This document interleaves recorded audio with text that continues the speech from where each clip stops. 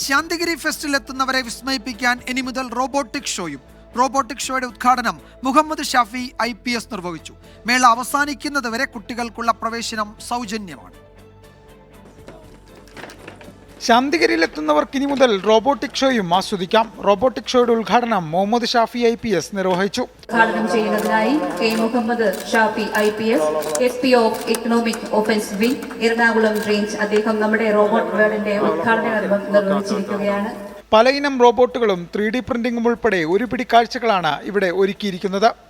Humanoid റോബോയും പിന്നെ ഈ പറഞ്ഞ റോബോട്ടിക് ഡോഗുകളും എയുടെ എങ്ങനെയാണ് കുട്ടികൾക്ക് കൊണ്ട് അതിൻ്റെ എന്താണ് അവരൊരു 2-3 വർഷം കൊണ്ട് ഉണ്ടാകുന്ന മാറ്റങ്ങൾ എന്താണെന്നുള്ള അവർക്ക് കണ്ട് മനസ്സിലാക്കാനും അവർക്ക് ഹാൻഡ്സ് ഓൺ ആയിട്ട് ചെയ്യാനും പറ്റും. അതായത് നിങ്ങൾ കണ്ട പോലെ കുഞ്ഞു റോബോട്ട്സിനെ ഇവിടെ നിന്ന് അസംബിൾ ചെയ്യാം, അവർക്കിവിടെ ഗെയിം പ്ലേ ചെയ്യാം. അപ്പോൾ അങ്ങനെയുള്ള കാര്യങ്ങളെല്ലാം ഇവിടെ പ്രൊവൈഡ് ചെയ്യുന്നുണ്ട്.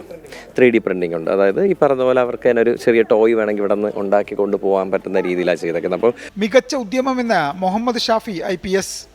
റോബോട്ട് കൊള്ളാം. കാരണം തീർച്ചയായിട്ടും ഇനി ഉള്ള പുതിയ ബീറ്റ ജനറേഷൻ ഇന്നലെ തുടങ്ങി. ബീറ്റ ജനറേഷനെ സംബന്ധിച്ചിടത്തോളം ടീച്ചറിനേക്കാൾ കൂടുതൽ ട്രസ്റ്റ് ചെയ്യുന്നത് AEയെയും അതുപോലെ തന്നെ ടെക്നോളജിയുമാണ്. അപ്പോൾ സ്വാഭാവികമായും ഇതൊരു മാറ്റമാണ്. ആദ്യമായി റോബോട്ടുകളെ കണ്ട കുട്ടികളും ഹാപ്പി. നല്ല രസമുണ്ട്. ഇത് ഇഷ്ടമുണ്ട്. എനിക്ക് വീക്കെ കൊണ്ടാണ് ഇത്.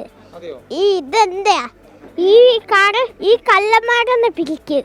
അതേസമയം കുട്ടികൾക്കുണ്ടായിരുന്ന സൗജന്യ പ്രവേശനം മേള അവസാനിക്കുന്ന ജനുവരി 19 വരെ നീട്ടി. ഡിസംബർ 20 തുടക്കമായ മെഗാ ഫ്ലവർ ഷോയിൽ ഇതിനകം സന്ദർശകരുടെ വൻ തിരക്കാണ്.